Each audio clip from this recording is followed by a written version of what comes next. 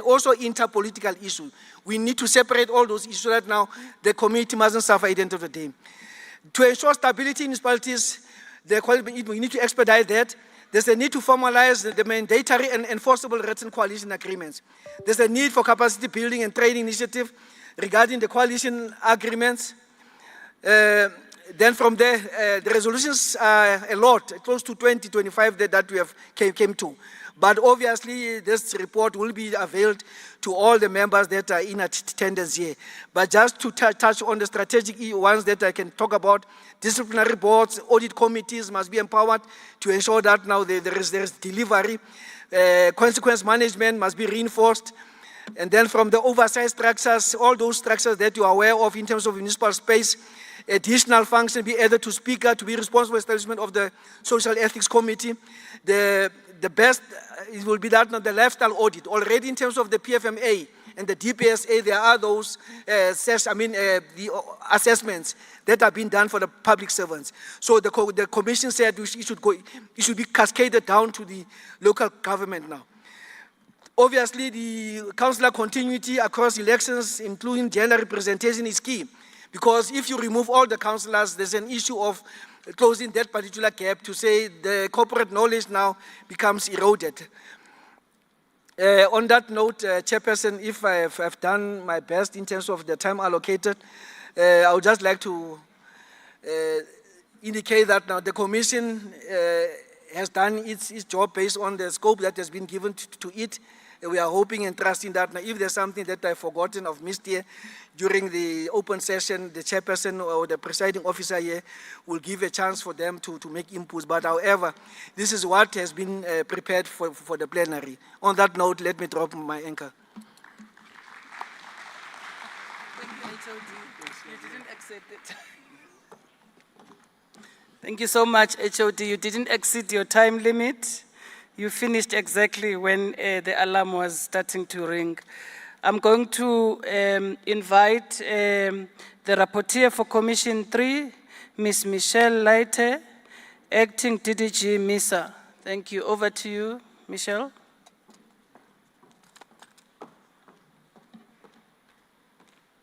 So you just press here. Next. Yeah. Thank you. Thank you to the facilitator. Good morning to the political principals. Can hear you. Okay. Yeah. Okay. Good morning to the political principals, all protocol observed. Commission 3 focused on infrastructure delivery and how it impacts on service delivery. A commission, and good morning to the colleagues, apologies for that. It was a very vibrant commission led by Ms. Ngiba, the MM of Alfred Duma, and we had various inputs from DBSA, Sanral, CSIR, Kokta, Salga, so the views were very divergent, and I just want to inform colleagues that this was really a commission that also requested for discussions to be quite frank regarding what they will discuss and for views to be divergent in some of the proposals. Okay. It's here, no? You can also look there. Can I also look there? Okay, thank you. Yeah.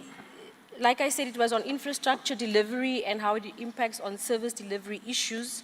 The main themes that we did come out with before I go into the detail was on infrastructure maintenance, safety and security. It was a key theme that emerged. The financing of infrastructure, use of technology to improve service delivery and to be more efficient in that. A very important theme, I think, that kept on cropping up was civic education and community participation, feedback and co-creation. In fact, Minister, there was a plea, there was indulgence, there was frustration around this point, reiteration of how we undertake this with earnest and not only it will be a compliance issue. This legislative review, some of the impacts I will also touch on, accountability and enforcement of bylaws. On the particular issue, and I will not go into some of the key challenges, I think some of the commissions have already touched on that.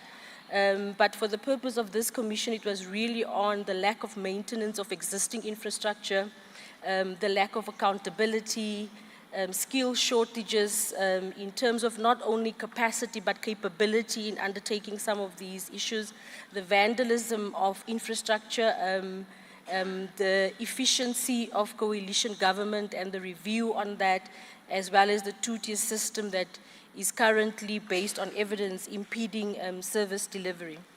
The proposed interventions from the service delivery theme was definitely re-looking at the maintenance of asset registers and how we plan and budget for those timeously, to advocate for the creation of specific budget facilities for maintenance. Currently, MIG does allow for the 10%. There has been a request for an increase in that to take care of an additional sector like roads maintenance, which is not currently being catered for. Adopting of digital tools and deployment of technologies to curb vandalism and increase response time, also to enhance enforce bylaws. Review of the local government funding model. I think my two rapporteurs have spoken about that. The use of legislation to actually curb vandalism of key public infrastructure, like the Critical Infrastructure Protection Act, and the review of the two-tier system. On the financing of infrastructure, one of the key challenges here was the emerging threats like climate change, migration into the cities, the economic hubs of the country that sustains economic development, and yet the under-maintenance of infrastructure in some of our key cities. Also acknowledging that we are experiencing a diminishing of a municipal tax base and the ability to collect revenue, and the shrinking fiscus in general that has allowed for reduction of grants, particularly for infrastructure development. This was, however, juxtaposed with the inability to spend, for example, the MIG grants. So yes, we do understand that the infrastructure requirement, investment requirement is not nearly met by the current allocations, and yet we are not able to spend the current allocation. Some of the proposed interventions by the Commission was, however, to develop tailor-made financing mechanisms or products, especially for project preparation, and this is also then to enable or leverage external funding, to use innovative approaches, for example, the front-loading of some of the, using some of the infrastructure grants, to take advantage of the PPP framework and to optimize support from the private sector. There has been discussions around how to make that framework a little bit more efficient for municipalities to engage in. Municipal bulk infrastructure, the programmatic approach to deploying some of the funding mechanisms to not only piecemeal or ad hoc municipalities, but across district or municipal boundaries. For example, pooling mechanisms to revitalize the municipal market, and how to make municipalities more credible, to attract various credit lines from DFIs like DBSA, and definitely to really look on the reforms on infrastructure grants as well. In the use of research, technology, and innovation to improve service delivery, the presentation here did indicate that there are a lot of technology and tools available quite easily and affordable and available on the internet that can be deployed, and how for municipalities to explore using e-government to be a little bit more effective, efficient with their response time in terms of service delivery, protests, issues that are arising, to digitalize and automate government and procurement systems. An example was made. How many of us have been to a bank in the last, I don't know, few months? We hardly go to the bank. So the question was, why would you even go to a municipality to try and stand in a queue to pay your bill, even if you wanted to, but that is just a deterrent. So how to automize and digitalize some of those services just to enhance service delivery as well. The use of service analytics to monitor especially some key service delivery patterns that might be coming up. Where are the hotspots and how do we amicably response mechanisms to those initiatives. And for municipalities to explore the use of innovative technology, which is, the partners did indicate that a lot of this is available on some of the websites and the internet. And one a plea from one of the members was, can you make it available and make municipalities aware of some of this? Yes, it might be aware at a different level. So the awareness raising of that particular issue was mentioned, about a lot of tools being available on the CSR website, for example. Regarding municipal capacity, and here we particularly had a discussion around capacity versus capability. So what you have, and I think we're all pleading for a lot more of amounts of money, amounts of personnel, but the discussion did revolve around the capability, so the use of those resources to perform some of the service delivery functions. Some of the proposed interventions included municipalities really to make concerted efforts, and I guess the local government review process is undertaking areas around professionalization of the local government system to get the right people in the right positions at the right levels. For work, provide work integrated training and skills development to augment existing human resources. Again, the review of the two-tier system has come up. I've also noticed in the other commissions as well. To set clear accountability lines between elected and appointed officials, and to allow for legislation to empower the elected officials, and to strengthen some of the support agencies to support municipalities across the infrastructure delivery chain. On the legislative reform, some of the key considerations was the amendment of Section 217 of the Constitution to be looked at. There was a particular on the two-tier system, like I said, some of the discussions were very frank. Is there really a need for district municipalities? And I'm saying that quite cautiously. And it's around the two-tier system as well, especially also with regards to powers and functions. Review the legislation that enable for forefront loading to also resolve the misalignment between legislation and some of the processes to make it more effective. Devolution of powers and functions. For example, Sanral had mentioned that Sanral can be given more power. In fact, there was a request by a municipal manager to ask if Sanral can be given some powers to implement some of the roads and transport projects within municipalities, since they're doing such a fantastic job with some of the national roads. That was also cautiously done given their capability and the budget that they get for a very small network of roads, given what municipalities have to deal with. And the review of coalitions and to see its effectiveness and maybe how to more regulate it in future. On the, and I think, Chairperson, that concludes some of the key elements, maybe just to add the area around accountability. What we really wanted to enforce is how the legislative process can look at very key streams of enforcing accountability. I've realized that a previous commission had called for consequence management, which is important. However, I think because we were also asked to look at innovative ways of a very delicate system at the moment, there was a proposal around accountability that more with a carrot approach as opposed to only a stick approach.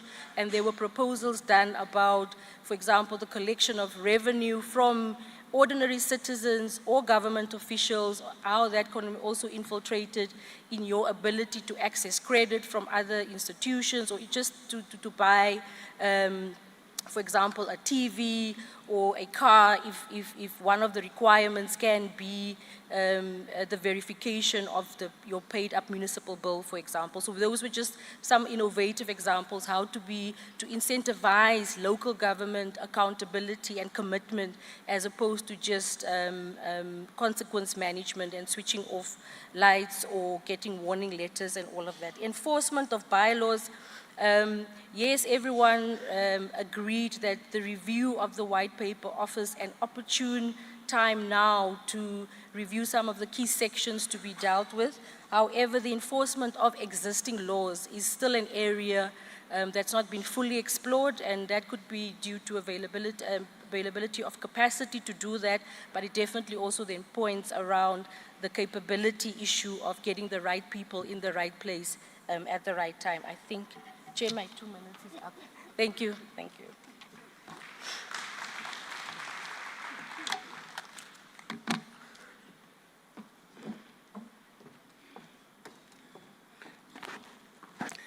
Thank you, Acting DDG. That was Commission 3. I hope that you are noting your comments or questions. You will get a full report of the conference, so you don't have to write everything that they are saying, but those things that you may want to engage further on. Commission 4, that's looking at municipal human resource systems and institutions and institutional. And the rapporteur, Ms. Beryl, I can't pronounce the surname. Ms. Beryl, please, over to you. Thank you. Teach me how to pronounce it. Supersad. Ms. Beryl Supersad, thank you very much. This is your, you just use this to change it, and then you can use the screen, I think. Okay. Oh, you have your own. We have it on a Word document. Oh, you don't have a presentation? No, it's a Word document. Oh, okay. This group doesn't have a presentation, they have a Word document, so she'll be reading from it. Thank you. Can it be flighted then? Oh, you want the Word document flighted? Okay. We did share it with the team. Thank you.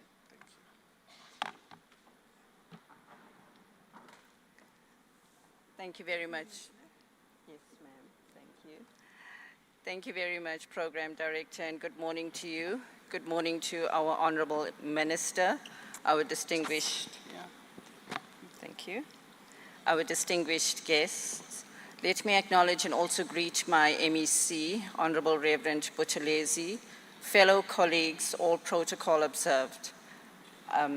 It is my absolute pleasure to provide the report back for Commission 4, which dealt with the critical area on municipal human resource management and institutional capacity. I am awaiting for the document to be flighted. Program Director, if I can proceed in the meantime. Isn't it the document? Isn't this the document that's flighted? Effectiveness of municipality. Okay. Is it not the one? Is it the same one? Okay. Are you happy? Yes, I am. Okay. Thank you. Okay, let me Apologies. restart your time. Yes, thank you. Apologies. Thank you. In terms of introduction, the effectiveness of municipalities in South Africa is significantly undermined by widespread and chronic human resource management and institutional capacity failures. These challenges include recruitment practices, inadequate skills development, weak performance management systems, and high vacancy rates, amongst others. These issues have directly contributed to governance failures, service delivery breakdowns, and deteriorating audit outcomes. Despite an existing policy framework aimed at professionalizing local government, implementation is inconsistent and consequences for non-compliance remain limited. There is an urgent need for systemic reforms, capacity support, and accountability mechanisms to build a capable, ethical, and developmental local government workforce. Okay. The Commission was tasked with the following objectives: to assess the deep-rooted and deep-rooted human resource and governance failures that have significantly undermined the effectiveness of municipalities across South Africa. Such failures are systemic and have led to widespread service delivery breakdowns, poor audit outcomes, and growing public dissatisfaction. The second objective was to focus on diagnosing the causes of these failures, evaluating current policy frameworks, and proposing practical reforms to build a capable, ethical, and developmental local government workforce and systems.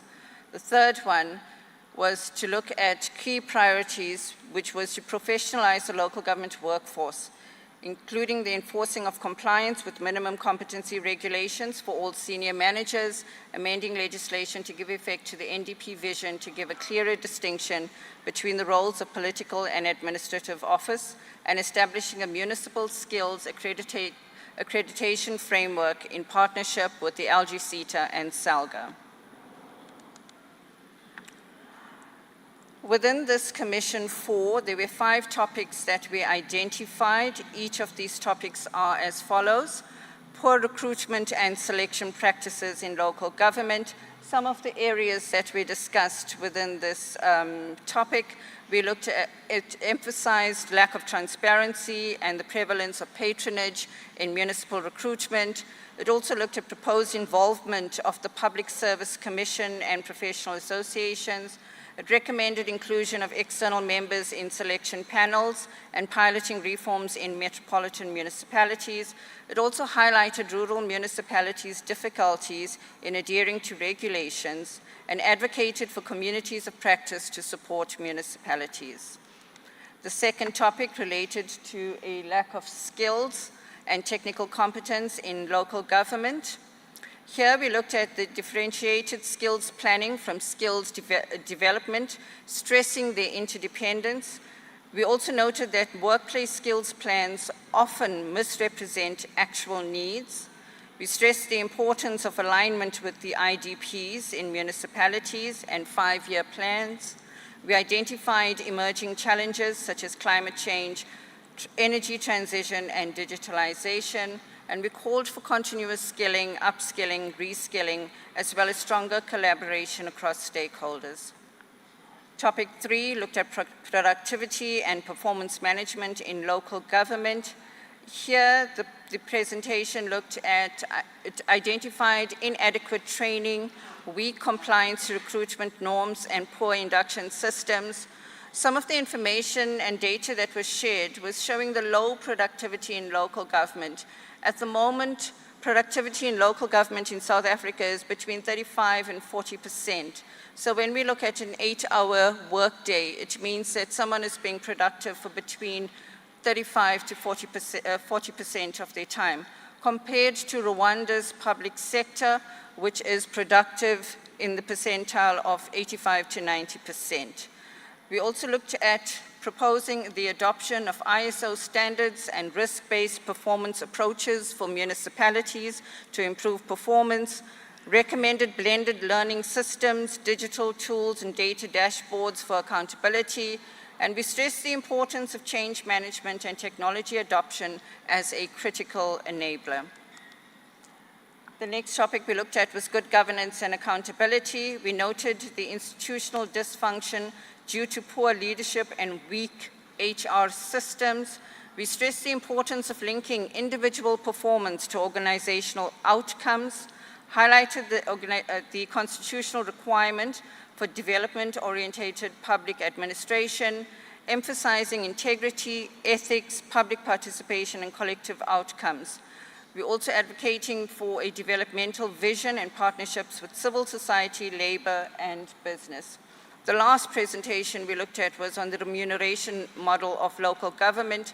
Here's some of the research that was shared. They shared survey results showing employees prioritize fair pay, meaningful work, and resilient support, calling for a holistic people value proposition which covers pay, benefits, culture, and growth opportunities. Now, some of the key issues that we raised relate to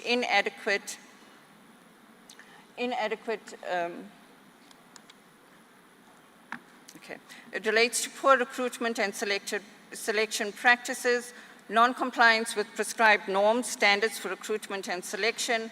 There was appointment of senior managers who do not meet minimum competency requirements of the posts as prescribed and who did not demonstrate competent abilities during competency assessment. There was also political interference in appointments, particularly for municipal managers, CFOs, and technical directors. There was also discussions around persistent patronage and lack of transparency in recruitment.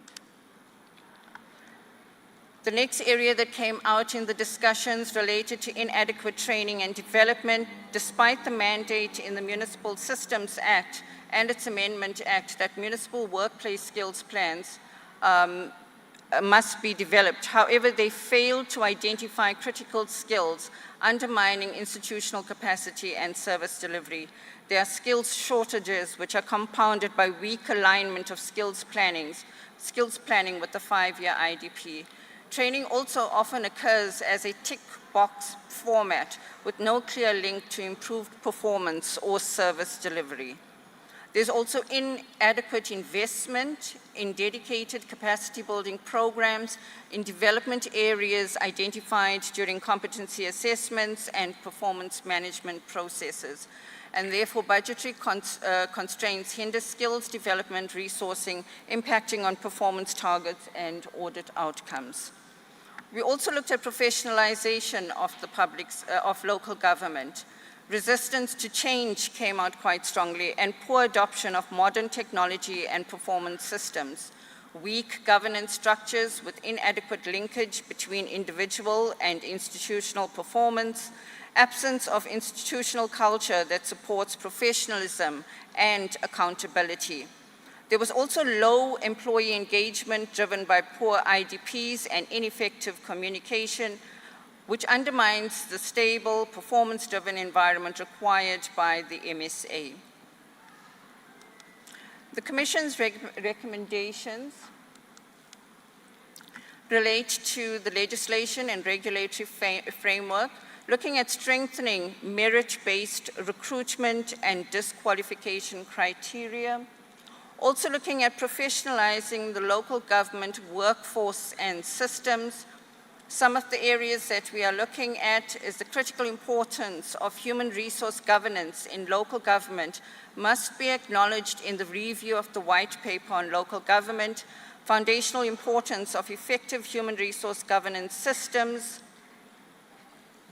is important to realize the objectives of the professionalization of the public services. We're looking at ensuring the appointment of the top-ranked, suitably qualified candidate after objective assessment, mandatory written motivations for any deviation from appointing the top-ranked candidate with approval from the provincial COGTAs, prohibiting the commencement of employment for a lower-ranked candidate until the provincial COGTAs have approved the deviation in writing. We're also looking at compelling municipalities to align all local recruitment policies with the municipal staff regulations, including the explicit prohibition on altering selection criteria post-advertisement without restarting the process. Thank you. The Commission also looked at proposing the creation of a national oversight unit, either within COGTA or the Public Service Commission, to monitor recruitment, to vet appointments, and to ensure compliance with HR regulations. Other option to consider is to give a role to recognized professional associations with an interest in local government, such as those engaged in planning, architecture, law, engineering, and accounting. Now, these associations are independent and regulated by statute and have considerable experience with local government and appropriate expertise. There may be other options to explore. Some kind of independent body or committee would then play a role in the selection processes. We also looked at the rollout of digitized HR systems across all municipalities. With regards to training and development, some of the recommendations is the development of a baseline skills audit, role-specific skills profiles, and alignment of the strategic objectives and with the IDPs. So ensuring that municipalities develop 5-year municipal skills plans. Also looking at structured learning and development programs and municipalities being established as active learning environments. Here, the Skills Development Act encourages employers to use the workplace as an active learning environment. So we're looking at encouraging lifelong learning within the municipal space. Shared capacity models, looking at the district supporting the local municipalities in terms of building the capacity of the local municipalities within the area. Also to institutionalize district support teams of engineers, CFOs, HR professionals, and project managers for under-resourced municipalities. Here we go. Globally, the benchmark is 1 engineer per 1,000 to 1,500 people, with all the critical posts filled. In South Africa, there is only 1 engineer for every 3,166 people, and vacancies across municipalities are widespread. The Commission also looked at data analysis and performance management and data-driven decision-making, and looking at governance and accountability. We also looked at remuneration and the employee value proposition. One of the areas that we do need to focus on is finalizing job evaluation, expediting the finalization of job evaluation processes to ensure consistency and fairness in remuneration across all municipalities. We're also proposing the need for a strong single system of public administration to align with Chapter 10 of the Constitution. Honourable Minister, we have heard the directive yesterday that we must focus on implementation for the next 25 years. So the Commission intends to implement the recommendations. So the focus is no longer just on planning, but on implementation. So based on this directive, the Commission will continue its work on this crucial area. Thank you. Thank you, President. Apologies for going over and the glitches. It's fine. It's just a few seconds. Thank you, Beryl. The next commission, which is Commission 5, focusing on intergovernmental relations and planning, Ms. Yasin Kuvadia, Executive Manager, Programs, South African Cities Network. Over to you. So you can look there, and then you just press it, to move forward. Thank you.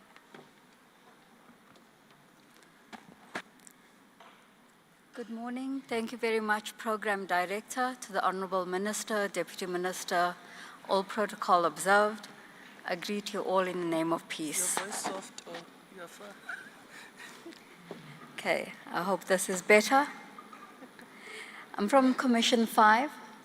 We're the group that deliberated on intergovernmental relations and planning. We had a really good, diverse group with us.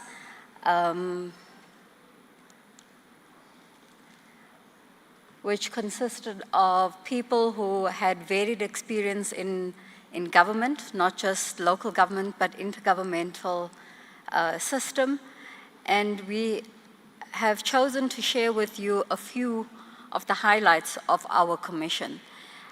We had really rich discussions, so it's difficult to get through all of the points that were raised in our commission.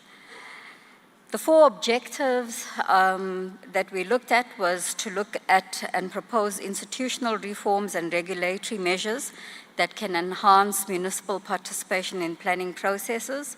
We also looked at the evaluation and potential existing frameworks to support improved planning, budgeting, and implementation and reporting. We looked at assessing the effectiveness of current intergovernmental relations structures in facilitating strategic coordination. And what I'll present to you today relates a lot to the 4th objective, where we looked at exploring practical approaches to improving spatial planning and integration in addressing the legacy of fragmented development and inequality. So we recognize the importance of making recommendations for legislative change and regulatory issues, but we know that this process is ongoing with the white paper, and we also thought that we could look at the practical issues and start doing what we needed to do right now. And in that spirit, in our commission, people exchanged names and contacts and said that they would start working on these issues as soon as possible.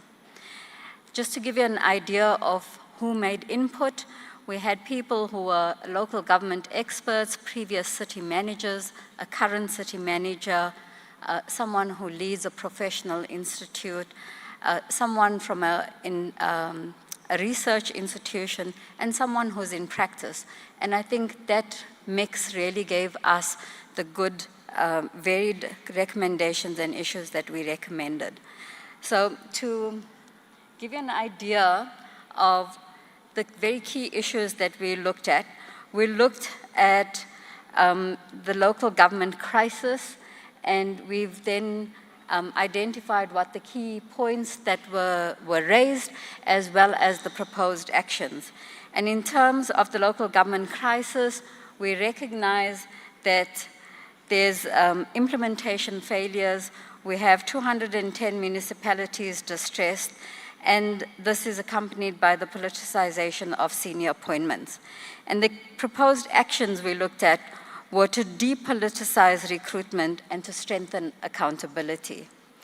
When we looked at fragmentation and silos, which is the second theme up on the screen, we identified multiple plans and forums, but poor alignment to the IDPs and national and provincial government not adequately listening to local government. And the proposed action was one coordinated planning platform and to streamline the IGR processes. The third theme that we looked at was professionalization, and the key points were about the unqualified individuals in key roles and a lack of capacity in planning. And I think the point that was stressed there is you can choose someone who's not qualified and experienced, but you won't get as good as an outcome rather than appointing someone who had the qualification and the experience. And so the proposed action was to enforce registration to ensure the right skills for the senior posts. In terms of the theme on compliance versus development, we looked at how the system focuses on compliance rather than focusing on impact. And what we proposed there was a shift the measurement towards developmental outcomes. In terms of the theme on continuity and stability, the key points that were raised were policy shifts with political terms, and this is happening frequently. However, the proposed action should be that we institutionalize long-term priorities beyond political cycles. In terms of the theme on role and dialogue and trust, the key point was that traditional leaders, citizens, and municipalities are not fully engaged. And therefore, the proposed action we had was to enhance dialogue, to build partnership, and to strengthen the trust.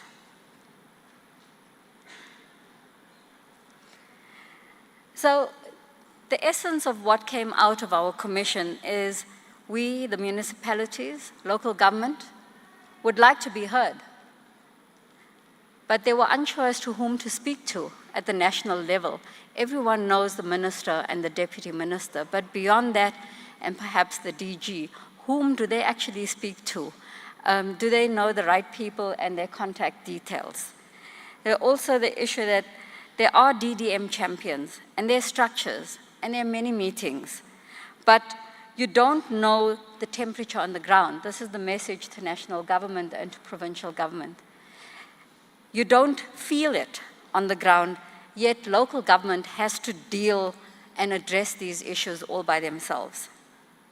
Where intergovernmental relations exist, it would be good to move just from talking into action. And we then asked ourselves in the commission, What will national and provincial government do to make local government work? And some of the suggestions that we decided to share with you is that national government overlapping mandates, there are contradictions between national government departments, and also a fair amount of competition between them. And these negatively impact local government service delivery, planning, and spatial transformation. And the one plea in the room was, can National Treasury and can COCTA work together? And if you can't work together, then have a proper distinction between what each one has got to do and what that impact will be on local government. There's also the suggestion of strengthening sectoral coordination for alignment in policy and support to municipalities.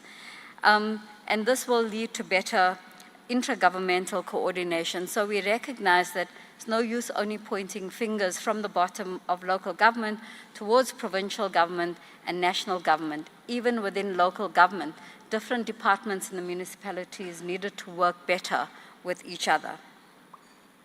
We discussed the tension between compliance and developmental local government. I mentioned this earlier. And the need for differentiation in legislation and regulation. One size does not fit all. We discussed holding municipalities responsible for the appointment of the right competencies. And this means that we would need to reconsider the grading system to enforce professional body requirements as well.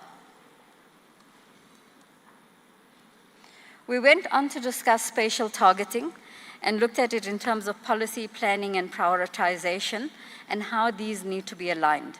And some of the issues we'd like to raise is that there is a need for clear rationale on how municipalities prioritize projects. We all know that the needs outweigh what can be done, so the prioritization becomes really important. We looked at the strategic-oriented plans and need to focus on impacting initiatives. So while we have many objectives, how do we actually prioritize them and how do we focus on those that will give us the impact that we desire? The standardization and one central platform where investment needs are captured and visible to the team members to facilitate collaboration. This was highlighted as something very important, and that the municipality needed to be able to communicate this not only to their citizens in their area, but also to provincial and to national government. We then looked at the issue to say, should there be a shift from voluntary coordination to rules-based cooperative governance, which are then become enforceable with consequences to cultivate purpose-driven leadership. So the opportunity is there with the review of the white paper on local government, but should it not make its way into the review process, then there are a whole lot of practical issues that we can start doing from today. One of these would be the inclusion of traditional leaders in planning processes that requires effective implementation of SPLUMA. And that piece of legislation actually allows for traditional leaders and customary law to be part of how you manage land use management. We then looked at the issue of capacity and leadership to drive partnerships and collaboration within the intergovernmental system and with stakeholders beyond government. We have adopted in this country an all-of-society approach, and while government is trying to coordinate itself, there's also the need to coordinate, to form partnerships, and to collaborate with the private sector, and especially with civil society organizations. And when we looked at this topic, we went into further detail, and we looked at what to ensure the right competency and the right job, how to ensure that municipalities optimize planning professionals. This is one of the issues that we could focus on. We also looked at professionalization rather than politicized appointments, and the grading system should be reconsidered. And then we looked at purpose-driven leadership who can drive shared development vision and be catalysts for integrated planning and prioritization in action and alignment with stakeholders. So colleagues, that is what comes out of Commission 5. And like I said, we had very rich discussion. We had great input, and this only scratches the surface, but we've given the full set of notes to people from Department of Cooperative Governance to take further. Thank you very much. Thank you very much.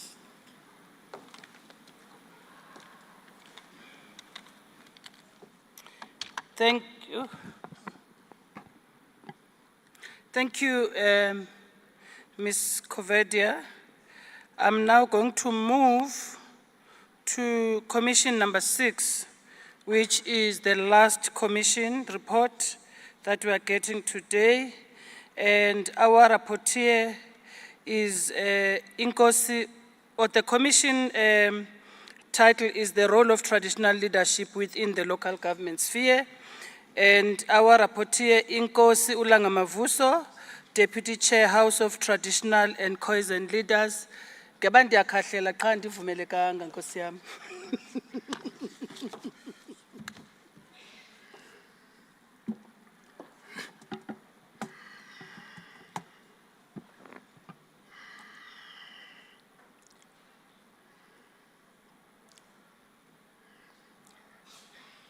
Ingqanga nentsibazayo ithi ke loo nto all protocol observed. Our commission is titled the role of traditional leadership within the local government sphere.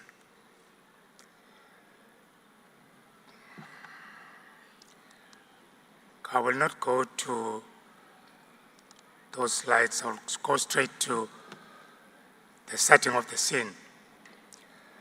Mr. Skakane presented a Tekwini best practice model on the relationship between local government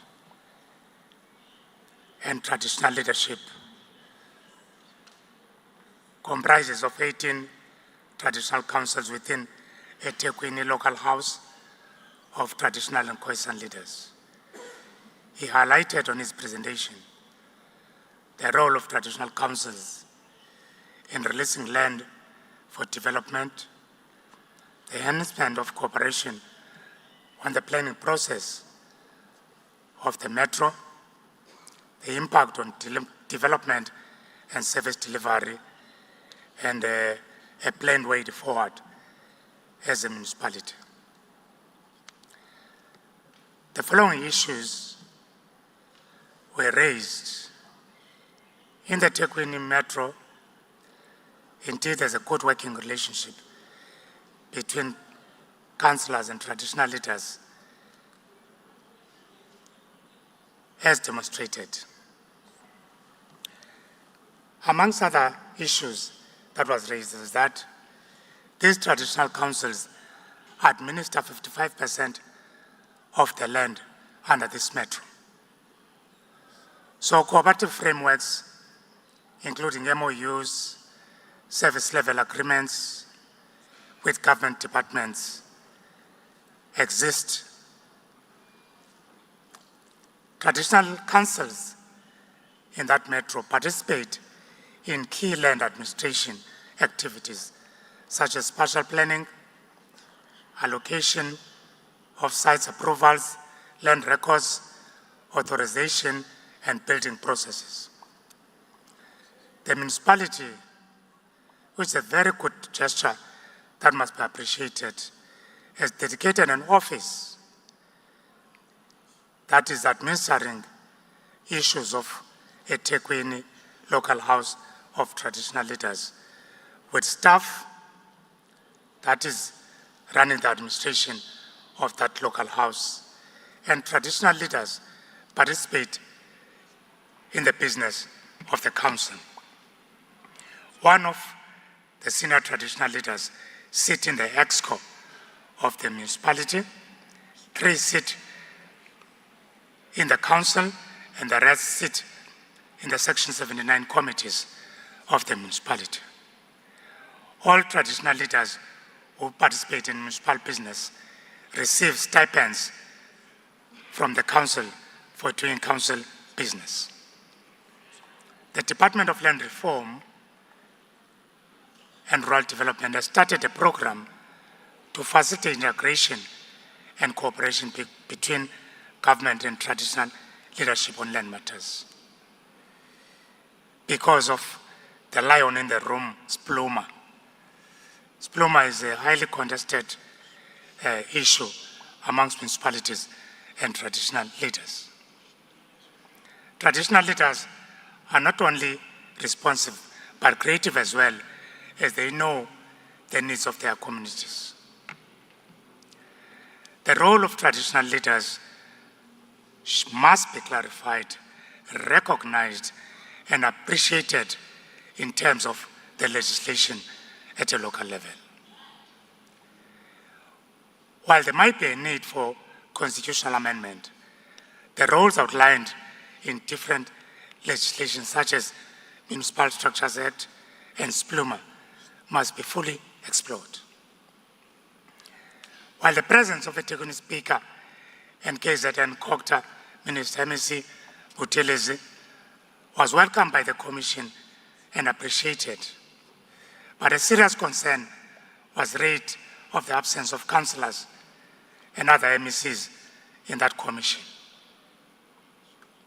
And we encourage MECs to meet with traditional leaders so that there can be uniformity across the country in matters that are dealing with traditional leadership.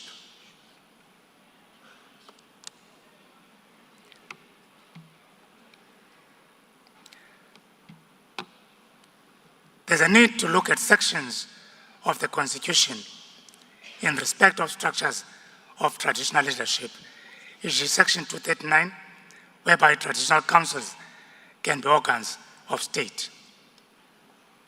However, TCs are not resourced fully, and it's different in various provinces. For instance, I know Mpumalanga is fully resourcing its traditional councils. But in the Eastern Cape, it's another story. In the Northwest, it's another story. So there's no uniformity across the country.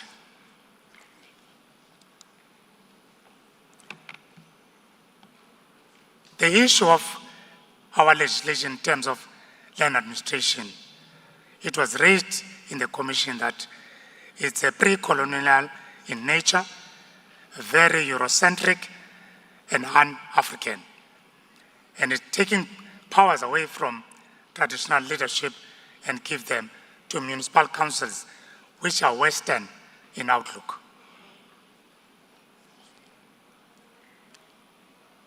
Also, the issue of our judicial system was raised.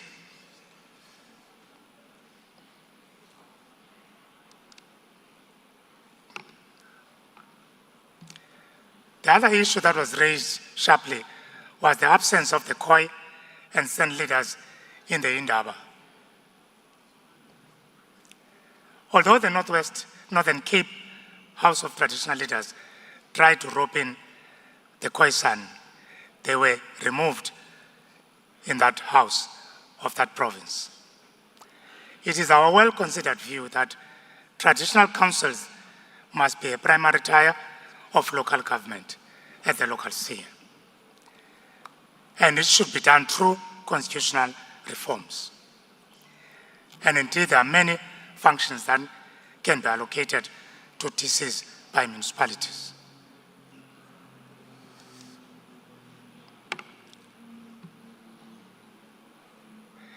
Traditional leadership as custodians of land must have the final say when it comes to land matters in areas of their jurisdiction. Inasmuch as the eThekwini best practice is welcome and appreciated because of the current leadership, if that leadership changes, it will be another different story. So there has to be a legislation in place.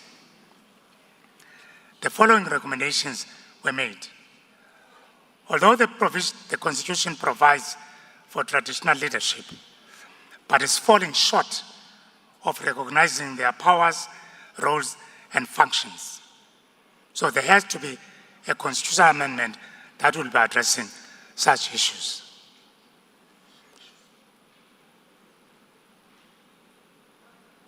Other relevant legislation must be amended to allocate a meaningful role of traditional leadership in local government.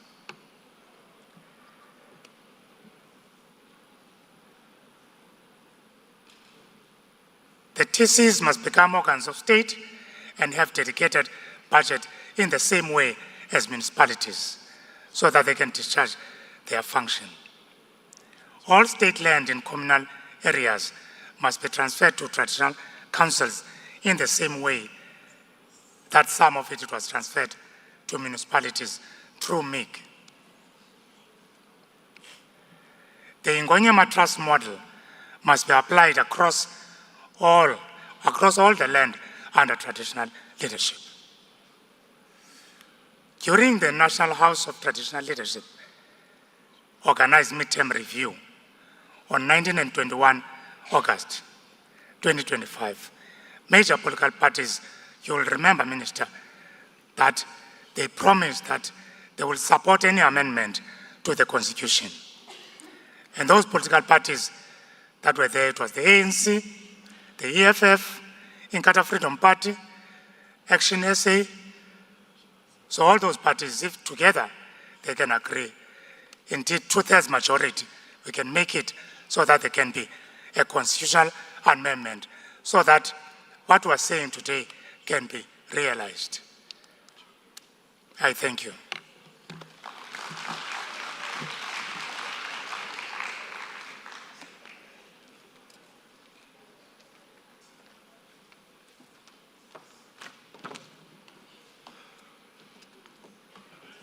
Thank you, Ndiyabulela kakhulu. You caught me off guard. I didn't think you were about to finish yet. I was still writing my note. Now I think we will open for comments, questions.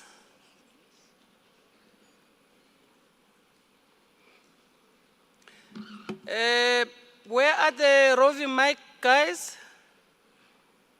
All right. I have a hand. I can't see properly the lights, but I have a hand here. I have that hand there. That's very decisive. Yes. And is there any other hands this side? I have this one, number 3. There's a hand at the back. That one, number 4. Okay, let's take these 4 hands for now. Oh, I'm told that the people who want to ask questions that I've noted need to walk into where the mic is, which is the gentleman standing there in the middle, and that other one standing that side in the middle, and the lady who's standing this side. I'll come to this side when I'm done with the 4 questions this side. And if I may appeal that we take not more than a minute. I know it's tough, but I'll still appeal. Okay, I think I have somebody on the stage there. No, thanks, Program Director. Indeed, a minute is quite limiting. No, I think one comment, it cuts across the Commission's share. I couldn't pick, because one of the emphatic points that the Minister raised yesterday was the trust deficit. And I think our solution, all of us, largely lies on public participation, which I think to a certain extent it can help, but there is a foundational and a tactical difference between public participation and communication. So there is no slide or commission that has really put forward a new framework that should guide local government in terms of communication. Maybe at a policy level, Chair, there ought to be a very intentional action by all of us, because as a democratic country, this is one area that we have really not explored effectively. And most of our challenges are bedeviled around the issue of proactive and reactive government communication.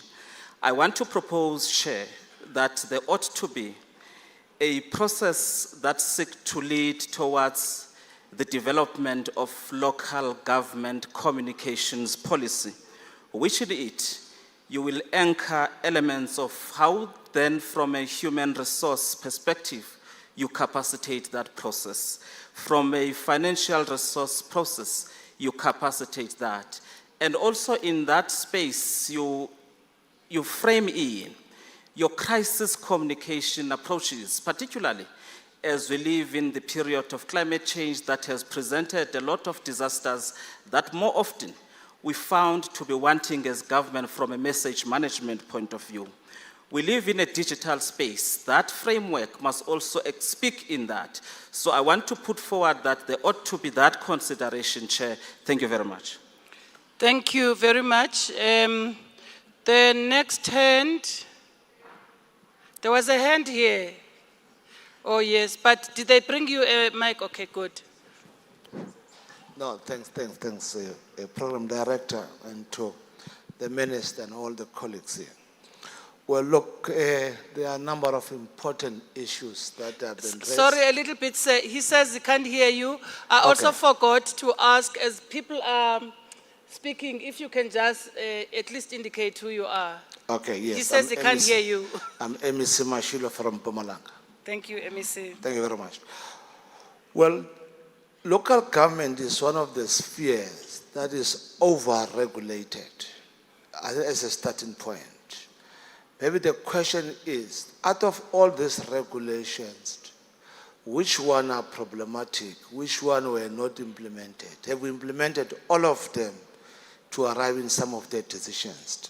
One, on the issue of the root cause, which said to be the 2 tiers of government, and the reference is made of the 2 probably local municipality as well as the district. When you look at the Act in terms of the functions, the Systems Act, there are clear and distinct role that must be played. The question is, do they play the role? In the main, the district must do the bulk, But when we do powers and functions, at times, we find we pile up everything in one area. And at some point, there might be tension, and to believe the other tiers is not workable. So I don't think so. I thought we should relook that matter quite easily.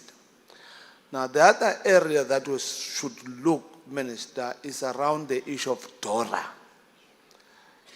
DORA, Division of Revenue Act. When a municipality, whatever reasons that we have mentioned, capacity, whatever, is not able to implement, automatically we are taking the money. Treasurer takes the money away. But you leave the community there. You just take the money, you leave the project there unabandoned, and eventually the service delivery gets affected. And I thought we should be able to have the legislations to speak, because across the country you do have district. In the event a municipality is unable to implement the project, rather than taking the money, take the money to be done by the district as per the legislation. So the same project does not get suffer. The last 2 issues is on the central. I don't think it's necessary for us to go there. You need a council resolution. Council can take a resolution to say, we want this road to be transferred to provincial department or to central. You don't need to make an amendment of the legislations, because that is doable. And remember, immediately you do that, you must transfer the resources. It's not a question that we are going to transfer this road to central and then central is just take it. No, central is going to say, bring the money as well. So other issues we've got to be careful. The last issue is this thing called professionalization. Maybe we must go to the deeper to unpack it. What do we mean when we say let's professionalize local government? So that the meaning is clarified, Because from how I see it, MECs will do concurrence to any appointment of senior managers, and there is a requirement. already is there. You can't appoint a municipal man who doesn't have these requirements. You must go for the external assessment. All those issues are classified and of the senior managers. What else must we do? And when you say professionalization, what is it? Are we not going to see corruption because it's professionals? What's going to happen? So that we unpack it. Whether we need executive mayor, we've got a master's or a degree, and we need a councillors, or we need the junior people at that level. I thought at some point, otherwise we're going to speak about professionalizations, and we're not going to achieve what we wanted to achieve. Thank you very much. Thank you, MEC. And I think fortunately for this conference and local government, there's a lot of work that's already been done in the country to unpack the concept of professionalization. So it shouldn't be difficult to take that matter forward to the team. There's two people standing there in that order. I assume I noted you. All right. No, thank you very much, Director of the program.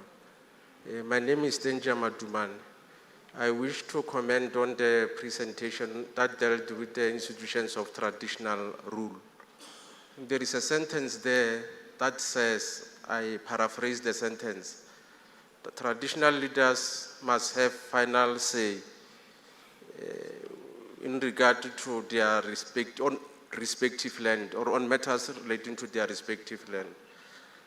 I, with the greatest respect, submit that perhaps the sentence needs to be refined, perhaps to reflect that they be consulted rather than being a final arbiter.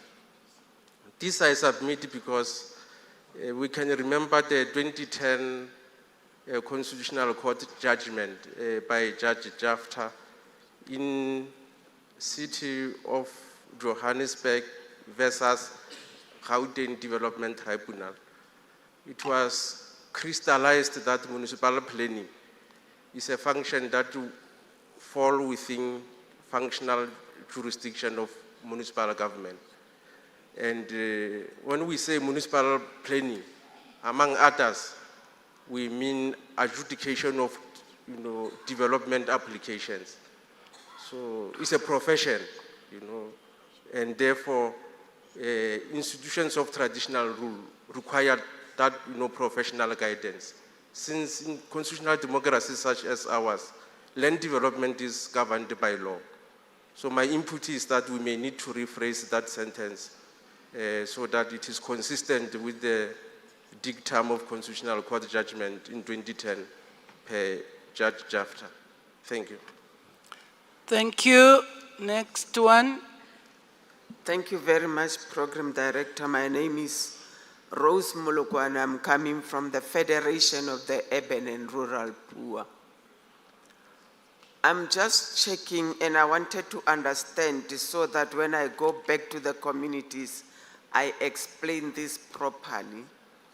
I didn't hear how the monitoring of all the discussions that are taking place and all the resolutions that are coming out going to be implemented and monitoring. I don't know the kind of monitoring system that will be utilized.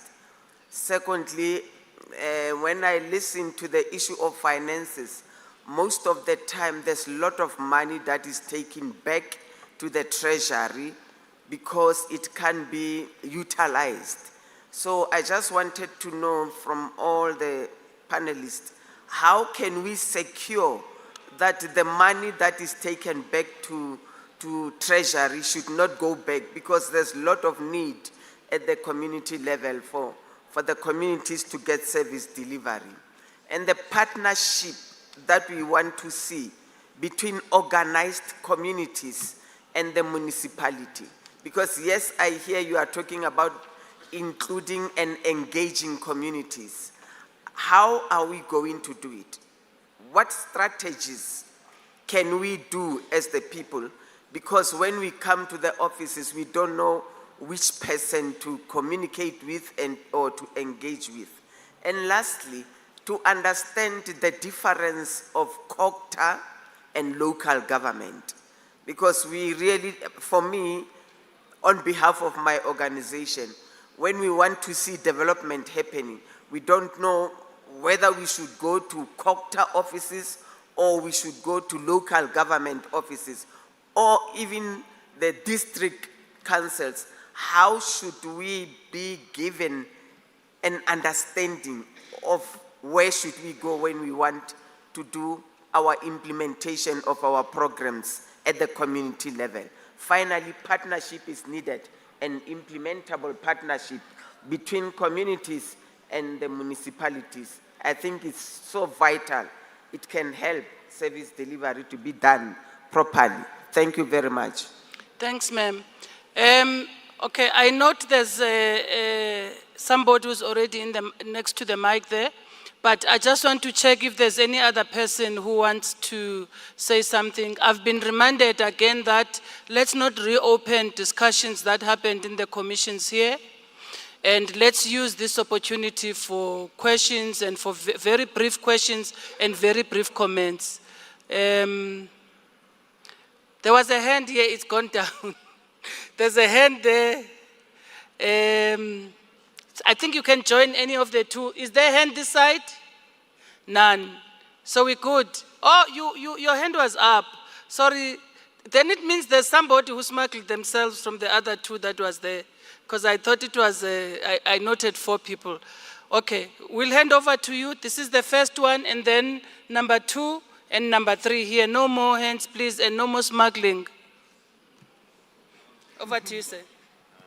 Maybe I should get to the mic there better. Yes, maybe you should just get... I'm good. Okay. I'm good. Thank you, Program Director. My name is Trevor Francis. I represent IMSA. Madam Chair, or Program Director, I want to focus on 3 commissions in particular which talk to the professionalization of local government.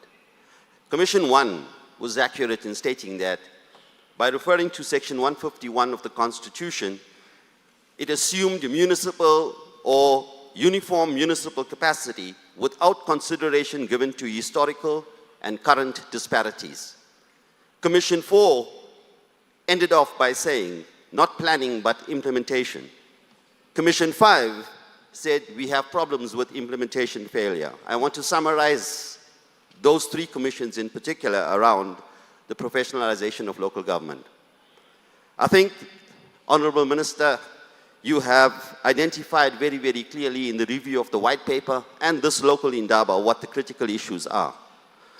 You have given us a legislative mandate, which we have. We have a constitutional mandate. We have regulations that have been coming in flood out of COCTA.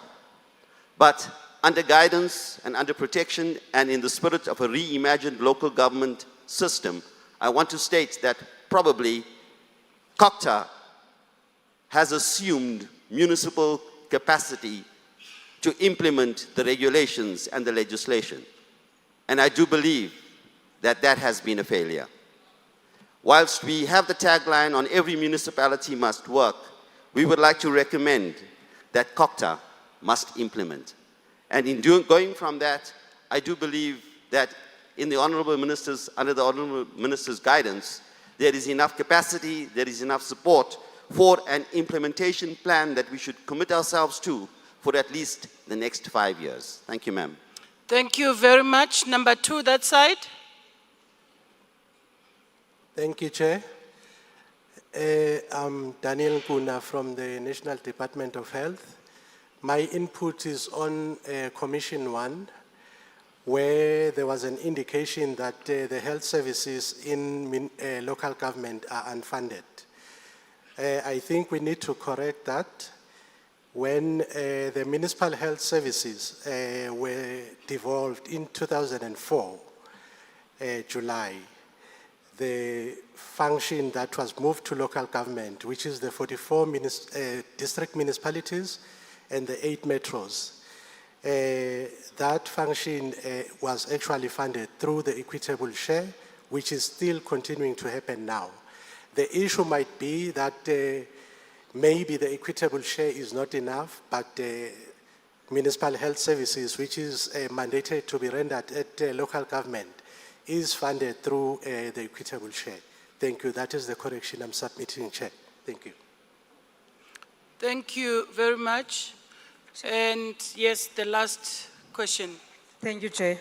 Chair, there are two issues which I want to speak to. First, the extension of the tenure of municipal managers has more disadvantages than advantage, because once the municipal manager becomes familiar with the environment, there's a risk of the municipality lacking fresh perspective and also limiting the organizational renewal, and also the fact that if the municipal manager's term is not linked to the new political leadership, there might be risk of not them sinking, and as a result, service delivery might suffer. So there has to be a thorough consideration of the practicality of this extension beyond 5 years. And in any case, there is no project finance that should be going beyond 5 years. So if we are speaking about continuing with the projects, there is a second layer of the institution that can then take that on moving forward. The second issue which I want to speak on, it has not been presented, yes, in all the presentations, is the fact that we have South Africa that is infested with crime. Councillors are sitting on councils that take decisions which have a bearing on tenders being, participants on tenders being criminals.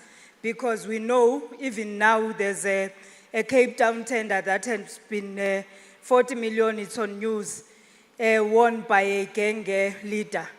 How do we secure councillors who are taking those decisions and are consistently under threat from those who are running the country through the black side of things? So how are we secured in these councils taking the decisions moving forward? Thank you. Thank you. There's a hand there that has a mic. I think I noted earlier, but there was smuggling of people. No, I was panicking that you'd suppress me. So let me just stick to one point that I think is critical on the point that I've noted, Chairperson. My request to the department, in particular to the minister, is that I can make that sense that there are a number of professionals that are here and are dealing with these issues diligently, and I did raise this at the level of the commission to say the deliberations are quite rich and informed, empowering us. But I think in accordance with the invite, the target group has been politicians, and I'm worried that such rich information is needed at the level of those that are working with us as officials. So my humble request would be if the department could consider at least holding the same, not even similar, the same event at the level of provinces, where will involve officials and people who are rounded around mainly the 5 commissions and their content, so that we must be able to begin to see the level of implementation and the migration to the expectation becoming seamless and quite implementable. It's my humble request.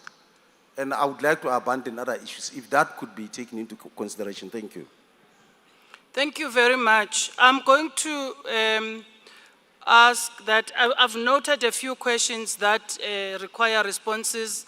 I think most of the inputs were really on making further suggestions, and I think the scribes are busy taking that. There was a specific question around professionalization. What exactly do we mean by professionalization?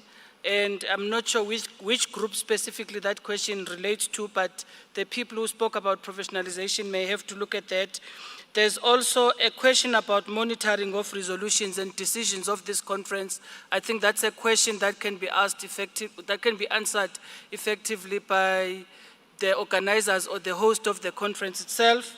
And the other one was around how can we secure the money in terms of going forward. How do we secure the money so that it does not go to treasury? I think that was the question.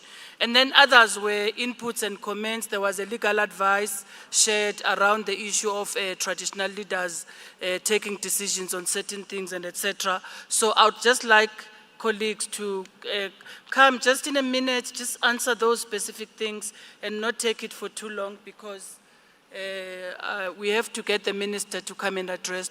Can we start with the professionalization, colleagues?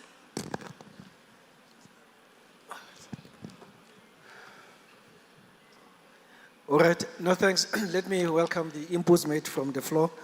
I'll just use my thinking cap as the local government practitioner also to assist where there's a need.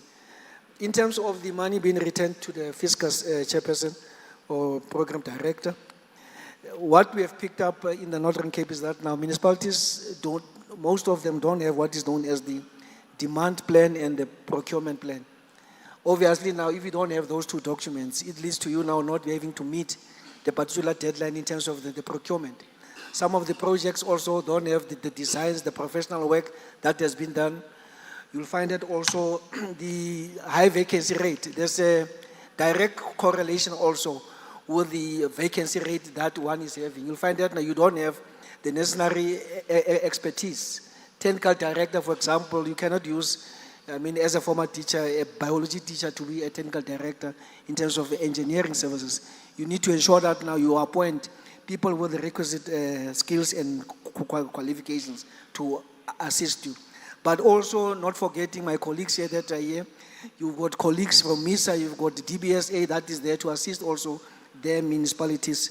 So for me, to ensure that now we retain the money, obviously money be taken to municipalities that are able to spend accordingly based on performance as an incentive also. But key here is the filling of the vacancies with requisite skills that are needed. Regarding the communication, as you have said, is just an input. But the challenge is that you can have a framework that is there to assist the municipalities in terms of the communication. You've got the GCIS, municipalities should forge links with structures like the GCIS. Obviously, each province has got its own provincial communication strategy. But the challenge with our municipalities and departments, you find that now you employ the wrong people. You put a person there that is stressed, that is frustrated, not coming to work. Then you ask the person, where is the communication plan? No, they said I must come here, I'm frustrated. So it cannot be treated as a frustration camp, that particular position. You need a person with the media knowledge, competencies to make sure that now they drive the communication. Like now post this conference here, someone must be able to relay the message, the feedback to the community to say this is what happened here. The other ones in terms of Makotlas, I fully agree, Mayor and Ntatisi there, that now there is a need to ensure that now it filters down to the provinces, provincial summits or indabas. In our case, we are even taking it further to the regional or the district indabas as a build-up towards the provincial indab.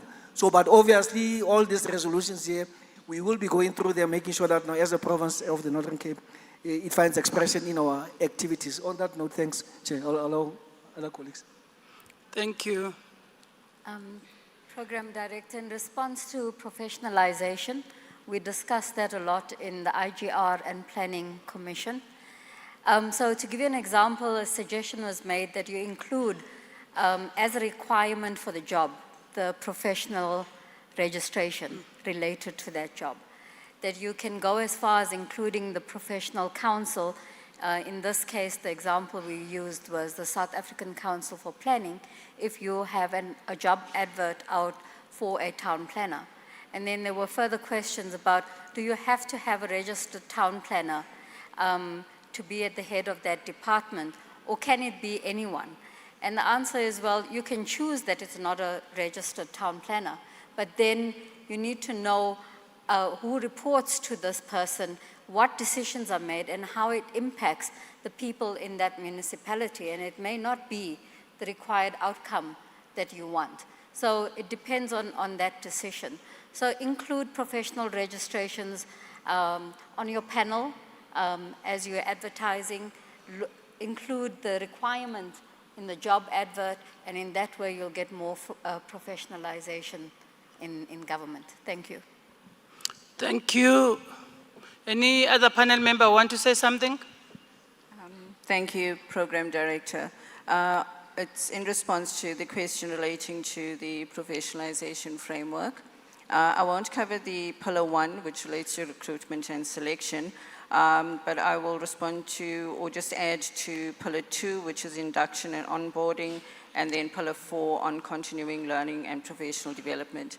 There is a need for the training that is being rolled out to respond to the gaps that have been identified through the skills audit, and that it is the right training that is being rolled out to ensure that the municipal officials, councillors, and the Institute of Traditional Leaders are fully equipped to then be able to ensure that the objectives of government is then realized. Thank you.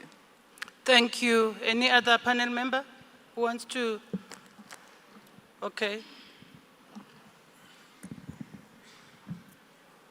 Just adding on the professionalization of local government, that the obtaining the regulatory framework and the requirements are quite stringent and enabling in relation to Regulation 17. But despite that, you have instances where at times some councillors are not following the dictates of the law, and there was suggestion that both the COCTA should play much more enlarged, and SALGA, enlarged role in ensuring that they oversee the whole project so that the law could then be followed. Thank you very much. Over to you. Thank you, Chair. Chair, I think the issue of land, our debate as a country on the issue of land is very superficial. We don't get to where we have to get to. And as a result, we fight amongst ourselves and not addressing exactly where we should be going. The land was taken from traditional leaders with their people. And when we are doing a redress, it should be given back to them. Thank you, Chair. Thank you. Thank you very much. I think now we are done with this discussion, and we will await the department to further share information in respect to this.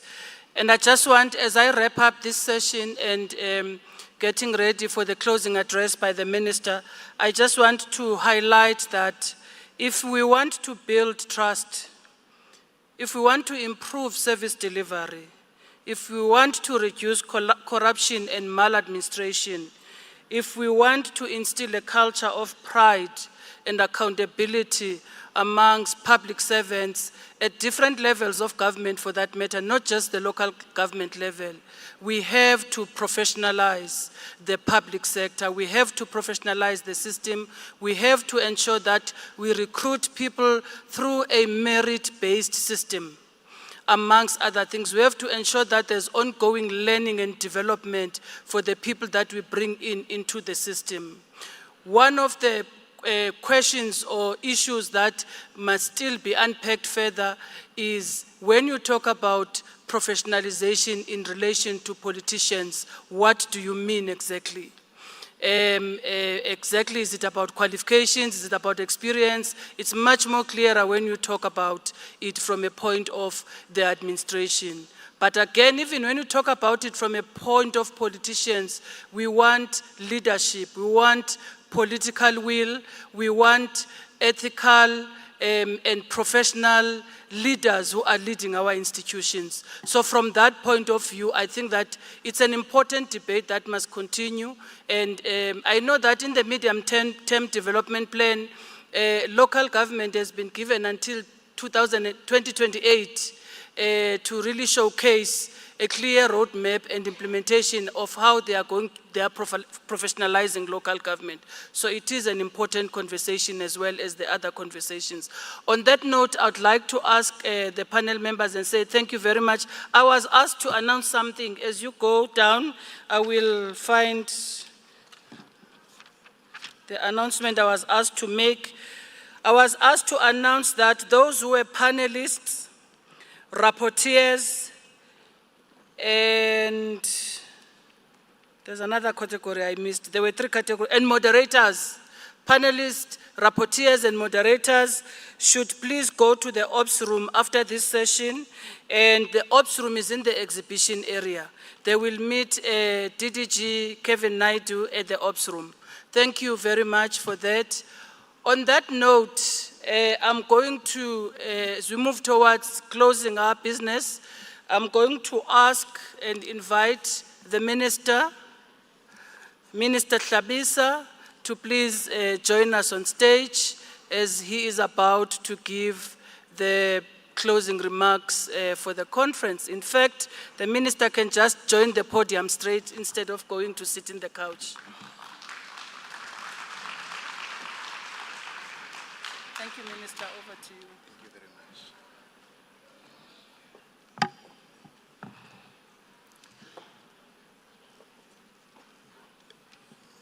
Thank you very much, Program Director,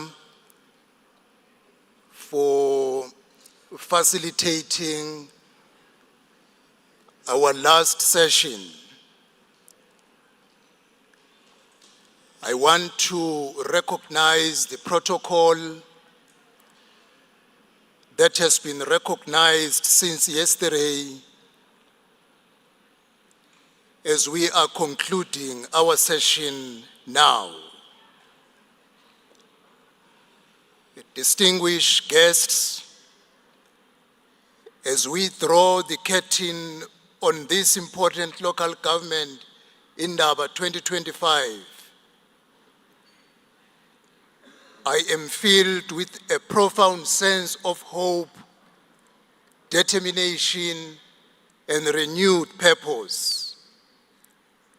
Over the past 2 days, we have engaged in robust discussions. We shared innovative ideas and reflected deeply on the state of local governance in South Africa without fear to point out missed opportunities.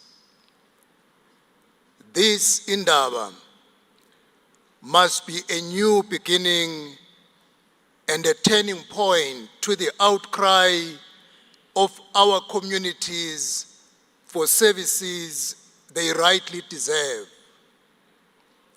Together, we have confronted the challenges facing our municipalities and reaffirmed our shared commitment to building a capable, accountable, and developmental local government system. On behalf of COGTA and the Government of the Republic of South Africa, we are inspired by the dedication and insight demonstrated by all our participants, our councillors, our municipal managers, our traditional leaders, the policy experts, and the civil society representatives, and all the MECs, ministers and deputy ministers who have brought their expertise and passion to the table. Your contributions have underscored the critical role of collaboration, transparency, and professionalism in ensuring that our local government institutions serve the citizens effectively and equitably. The recommendations of this Indaba will reinforce the outcomes of the coalition's bill, the traditional and Cohen-San leadership bill, the white paper on local government review, and other legislative pieces that must be finalized before the next local government elections. All the contributions that you made that will impact in these critical pieces of legislation were recorded accordingly and will be taken into account when these pieces of legislation are finalized. Indeed,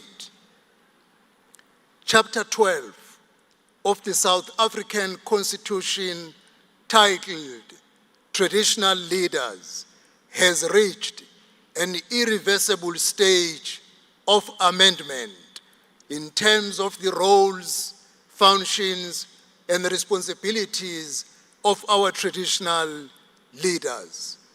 Over these past 2 days, we have interrogated the current realities of our municipalities, governance, instability, administrative capacity gaps, financial constraints, spatial inequalities, and service delivery challenges. But alongside these challenges, we have also witnessed the wealth of innovation, commitment, and the potential that exist within our sector. The proposals and solutions presented have reaffirmed that with strategic reforms, robust systems, and inclusive governance, our municipalities can become engines of development, economic growth, and service delivery. We have particularly focused on the importance of depoliticizing administration, strengthening accountability mechanisms, professionalizing leadership, and ensuring effective citizen partnership. These are not abstract ideals, but practical imperatives that will determine whether our local governments can deliver services efficiently, manage public resources responsibly, and foster trust among communities. Our discussions on efficient administration, financial sustainability, integrated planning, climate resistance, sustainable infrastructure, and the inclusion of traditional and quiescent leadership have further highlighted the need for an inclusive, forward-looking, and context-sensitive approach to local government. The Indaba has also demonstrated that local challenges are interconnected and cannot be addressed in isolation.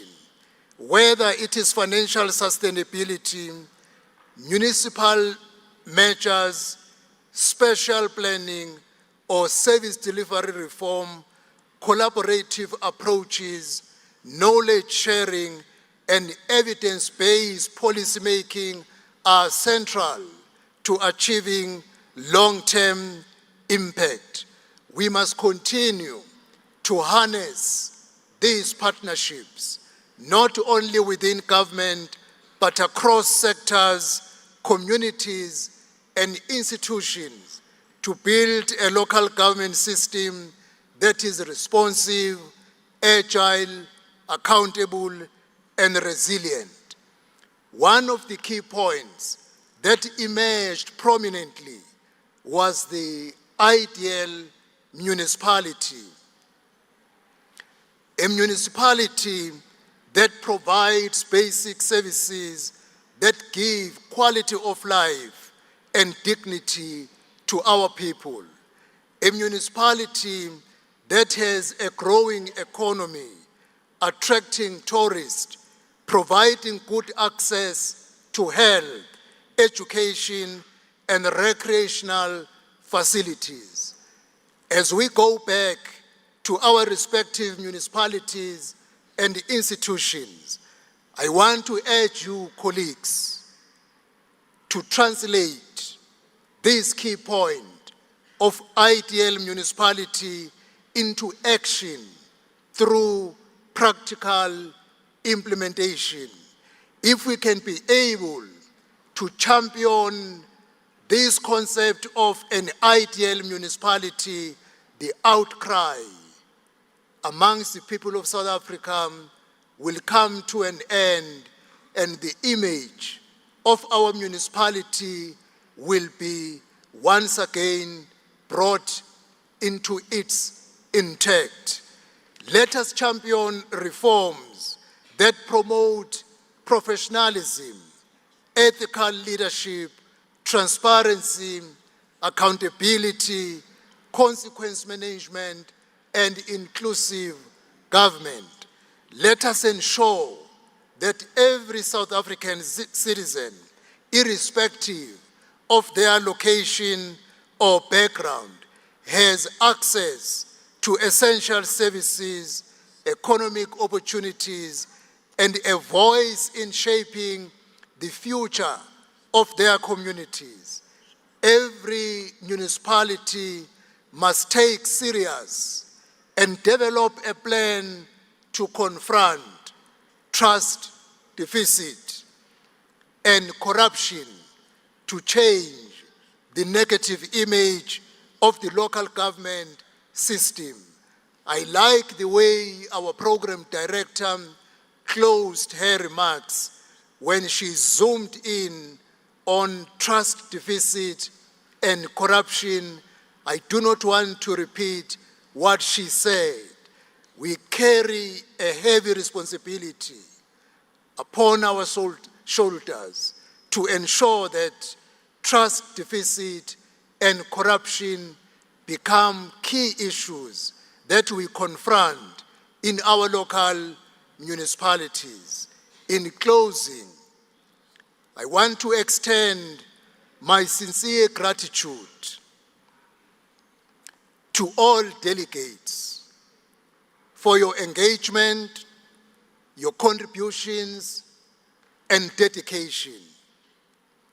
I want to thank our facilitators, the panelists, our speakers, and all our political leaders, from ministers, deputy ministers, MECs, mayors, deputy mayors, speakers, for all the insight they have shared to enrich our deliberation, to ensure that as we leave, we have a clear direction of how to champion the reforms in order to shape our local government system.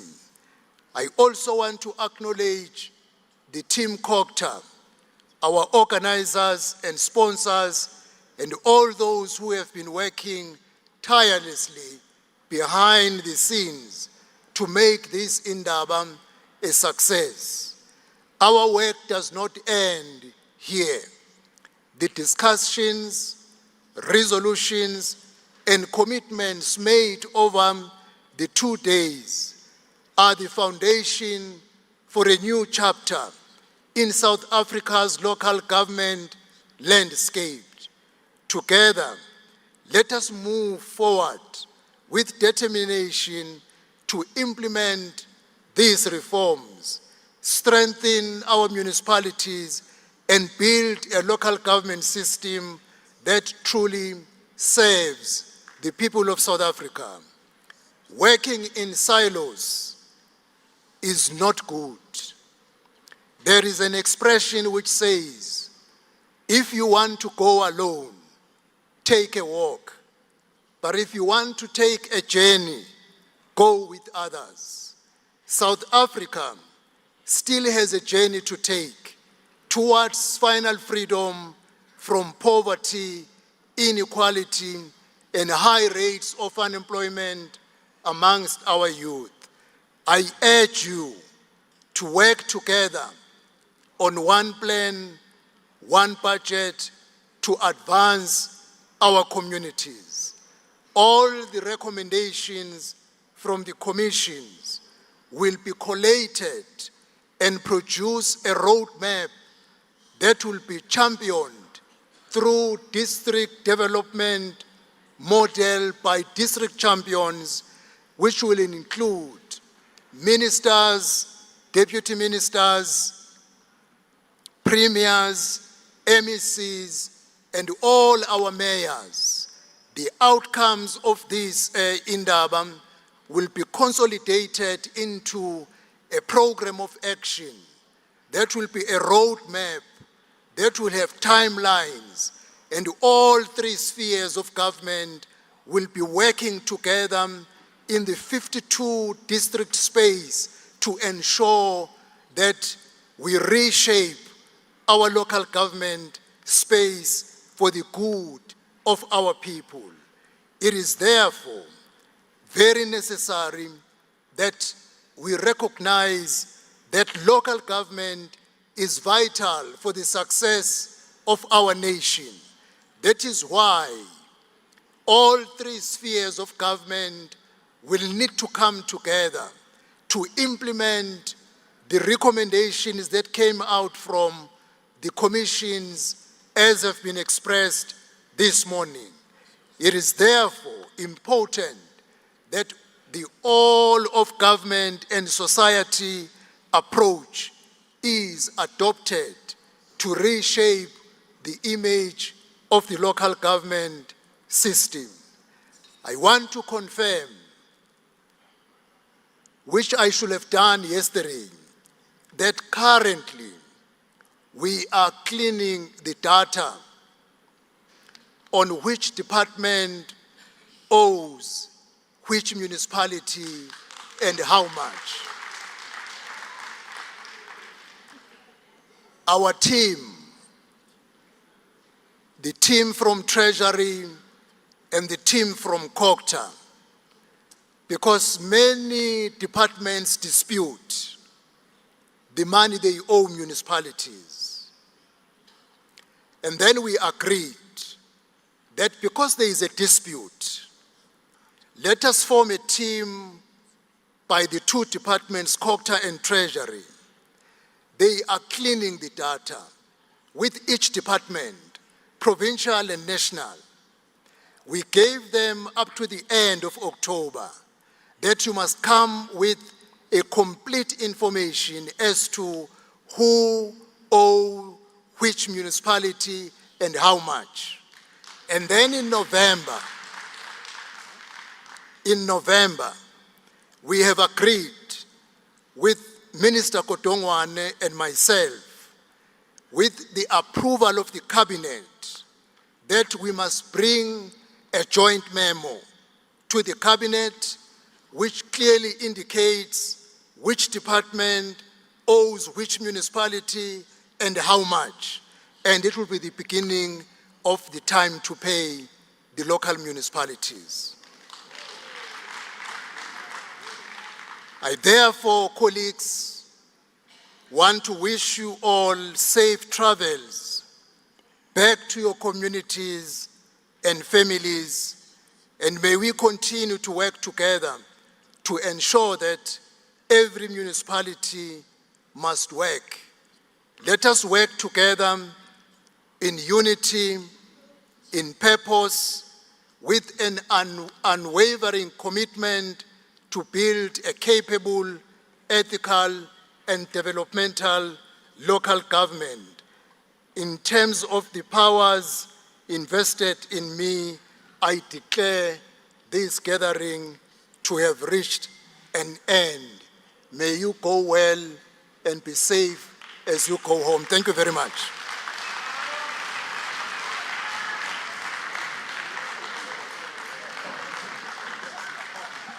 They say they want to take a picture for us. Huh? Oh.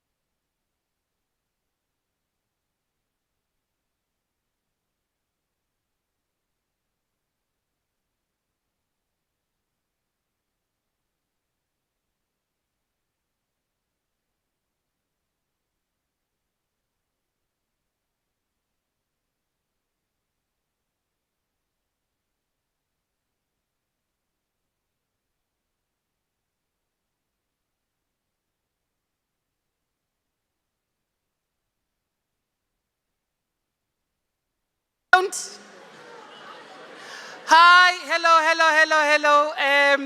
I was asked to inform you that you are welcome to eat lunch, so please don't cause fruitless and wasteful expenditure and leave the food behind, because the teacher now will have to pay for you.